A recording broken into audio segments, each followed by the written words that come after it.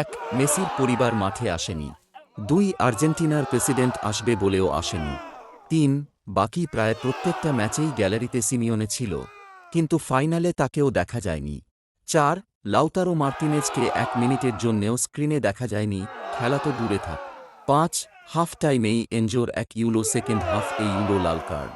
৭, Cristian রোমেরোর injury. ৮, স্কালোনির উল্টাপাল্টা বদলি।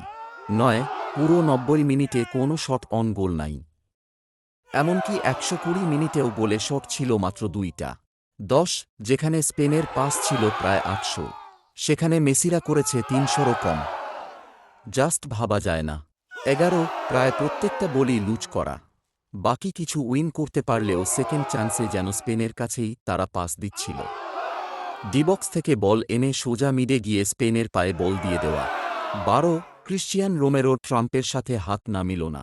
১৩, এখন পর্যন্ত মেসি, আলভারেজ, ডি পল, লাউতারো, এনজো, লিসান্দ্রো মার্টিনেজ এরা কেউই আর্জেন্টিনায় ফিরেনি। ১৪, সবশেষ মেসিকে গোল্ডেন বল না দেওয়া।